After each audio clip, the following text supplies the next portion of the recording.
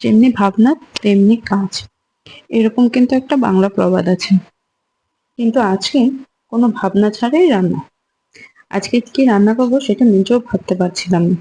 বাড়ির সামনে সকালবেলায় দেখলাম কাঁকড়া বিক্রি করতে এসছে। তো এখানে 100 টাকায় নাকি 20টা কাঁকড়া দিচ্ছে। রীতিমতো শাশুড়ি মা 100 টাকায় 20টা কাঁকড়া রাখলো। কিন্তু আমি তো আর কাঁকড়া ভাঙতে পারি না বা কাটতেও পারি না। মাকে বললাম যে তুমি কেটে কুটে দাও, আমি রান্না করছি, দেখি কিভাবে রান্না করি। আমি কিন্তু আগে কখনো কাঁকড়া রান্না করিনি, কিন্তু কেটে কুটে দিল আমাকে, আর আমাকে শিখিয়েও দিল কিভাবে কাঁকড়া রান্না করতে হয়, সরি কাঁকড়া কিভাবে ভাঙতে হয়। যাই হোক, কেটে কুটে ধুয়ে নিয়ে নিয়েছি। এবার একদম শর্টকাট, অ্যাকচুয়ালি না আমি জানি না কিভাবে কি রান্না করতে হয় কাঁকড়া। তা আমি ভাবলাম যে যেভাবে আমরা চিকেন রান্না করি সেভাবে একবার চেষ্টা করে দেখি। সেই ভাবনা নিয়ে কিন্তু রীতিমতো একটা প্যান বসিয়ে দিলাম, দিয়ে দিয়েছি সর্ষে তেল। সর্ষে তেলের মধ্যে কাঁকড়াটা কিন্তু আমি হালকা একটু ভেজে নেব, নুন হলুদ ছাড়াই। যতক্ষণ না কাঁকড়াটা লাল হচ্ছে, মানে কাঁকড়ার উপরের যে শেলটা হয় সেটা কিন্তু তেলে দিলে লাল হয়ে যায়। যতক্ষণ না লাল হবে ততক্ষণ পর্যন্ত কিন্তু ভেজে নেব, 2 থেকে 3 মিনিট, তার বেশি কিন্তু ভাজতে হয় না। যতক্ষণে কাঁকড়া ভাজা হচ্ছে, প্লিজ আপনারা আমার চ্যানেলটিকে সাবস্ক্রাইব করে পাশে থাকা বেল আইকনটি প্রেস করে দিন, যেন নতুন নতুন ভিডিওর আপডেট সবার আগে আপনারা পেয়ে যান। আর ভিডিও যদি ভালো লাগে লাইক শেয়ার কমেন্ট করতে কিন্তু ভুলবেন না। আর পাশাপাশি লাইক করার পর দেখবেন কমেন্ট সেকশনে ওখানে হাইপ বলে একটা অপশন আসে, তো ওইখানটায় 3বার ক্লিক করে দেবেন। যদি পারেন তো একবার করুন, আর যদি পারেন তো 3বারই করে দেবেন, তাহলে আমার একটু উপকার হয়েছে। আর আপনাদের ভালোবাসাটাও কিন্তু বেশি শো হবে। যাই হোক, এখানে কিন্তু আমার কাঁকড়া ভাজা হয়ে গেছে। এবার কাঁকড়াগুলো আমি একটা বাটিতে তুলে নিলাম। সে একই প্যানে কিন্তু আমি আর তেল অ্যাড করিনি, যে তেলটা ছিল ওই তেলের মধ্যে দিয়ে দিয়েছি পেঁয়াজ কুচি।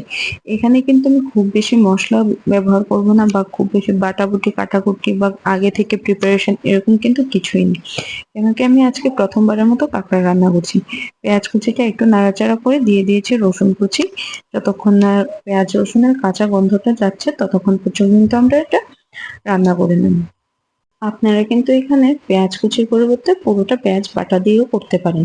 এখানে আমি পেঁয়াজ কুচিটা দিয়েছি একটু যেন বাইটস আসে, গ্রেভিটার মধ্যে কিন্তু একটু বাইটস আসা দরকার। যাই হোক, এখানে পেঁয়াজ রসুন ভাজা হয়ে যাওয়ার পর একটুকু পেঁয়াজ বাটা দিয়েছি, 1 টেবিল স্পুন মতো পেঁয়াজ বাটা দিয়েছি, দিয়ে ভালোভাবে নাড়াচাড়া করছি। এখানে কিন্তু গ্যাসের ফ্লেমটাকে অফ করে দেবো, সরি লো করে দেবো। গ্যাসের ফ্লেম অফ করলে তো আর রান্না হবে না। তারপর দিয়ে দিলাম আদা আর জিরে বাটা। আদা আর জিরেটা কিন্তু একসাথে বাটা আছে আমার, তো সেজন্য এটা দিয়ে দিয়েছি 1 টিস্পুন মতো। তারপর দিয়ে দিয়েছি কিন্তু কাঁচা লঙ্কা বাটা। এবার কাঁচা লঙ্কা বাটার পরিবর্তে কিন্তু আপনারা শুকনো লঙ্কা বাটা দিতে পারেন, শুকনো লঙ্কা গুঁড়ো দিতে পারেন, আর যেরকম ঝাল আপনারা পছন্দ করেন সেরকম কিন্তু পরিমাণে আপনারা দেবেন। এখানে আমি শুকনো লঙ্কা ব্যবহার করবো, তার জন্য 1 টেবিল চামচ কিন্তু কাঁচা লঙ্কা বাটা দিয়েছি। তারপর দিয়ে দিয়েছি হলুদ গুঁড়ো, দিয়ে একটু নাড়াচাড়া করে উপর থেকে একটু জল দিয়ে দেবেন।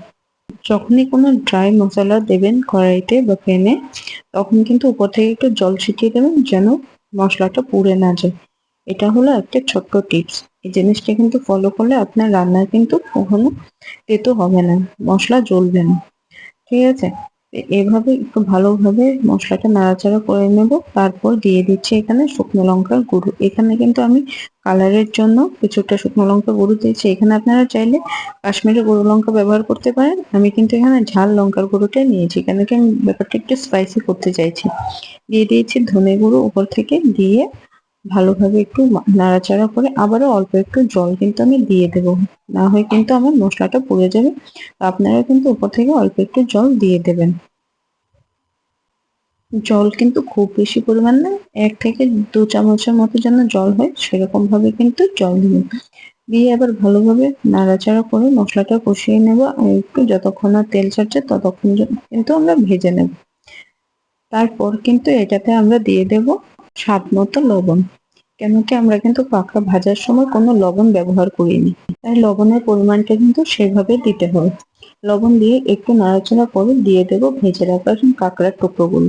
এবার কাঁকড়া কিন্তু আপনারা চাইলে গোটাও রান্না করতে পারেন, যেভাবে হোটেলে রান্না হয়, কিন্তু সেই ব্যাপারটা কিন্তু একটু অন্যরকম। ওই বড় সামুদ্রিক কাঁকড়াগুলো কিন্তু গোটা রান্না করতে একটু উপরের খোলটা ছাড়িয়ে নিয়ে করতে হয়। আর আমি যেহেতু পাথুরে কাঁকড়া নিচ্ছি, ছোট কাঁকড়া, এগুলোকে কিন্তু উপরের শেলটা খুলে নিয়ে হচ্ছিল না, যদিও আমার বাড়িতে যেভাবে কাটে বা যেভাবে রান্না হয় সেভাবেই কেটে দিয়েছিল। তো তো আমি এইভাবেই কিন্তু করছি। আর সাথে সাথে কিন্তু আমি আমার গ্যাসটাকেও ক্লিন করে নিচ্ছি, যে তেলটা ছিটেছে সেই তেলটাকে কিন্তু আমি মুছে নিয়েছি। আপনারাও চাইবেন যে রান্না করার সাথে সাথে যেন গ্যাস বা কিচেন কাউন্টারটা যেন ক্লিন থাকে। তারপর একটু ঝোলটা ফুটে ওঠার পর দিয়ে দিয়েছি গরম মশলা গুঁড়ো, দিয়ে কিন্তু ভালোভাবে নাড়াচাড়া করে নিচ্ছি। আমাদের স্পাইসি কাঁকড়া রান্না কিন্তু প্রায় 90% হয়ে গেছে। এবার উপর থেকে ধনেপাতা কুচি দিয়ে দেবো। আপনাদের কাছে যদি লোকাল ধনেপাতাটা থাকে, যেটা দেশি ধনেপাতা হয় আমাদের, সেটা যদি থাকে তো দিয়ে দেবেন। আমার কাছে নেই, আমার কাছে আপাতত মান ধনে যেটা আছে, যে লম্বা পাতা হয় সেটা আছে, তো আমি ওটাকে কুচি করে দিয়ে দিয়েছি। এটার ফ্রেগরেন্সটা কিন্তু একটু স্ট্রং হয়, তাই এটা যদি দেন তাহলে একটু কমিয়ে দেবেন। ধনেপাতা দিয়ে ভালোভাবে নাড়াচাড়া করে বাস গ্যাসের ফ্লেম অফ করে দিন। আর গরম গরম কিন্তু গরম ভাতের সাথে সার্ভ করুন, দেখবেন দুর্দান্ত লাগে খেতে। আমি কিন্তু এই প্রথম কাঁকড়া রান্না করেছি, আর খেতে কিন্তু অসাধারণ হয়েছিল। খুব সুন্দর একটা রেসিপি, খুব সহজ, আর খুব বেশি সময় কিন্তু লাগে না। 10 থেকে 15 মিনিট সময় লাগে এই রেসিপিটা রেডি করতে। আপনারাও প্লিজ বাড়িতে একবার ট্রাই করুন আর আমাকে জানান কেমন হয়েছে। আর চ্যানেলটি সাবস্ক্রাইব করতে ভুলবেন না। Thanks for watching.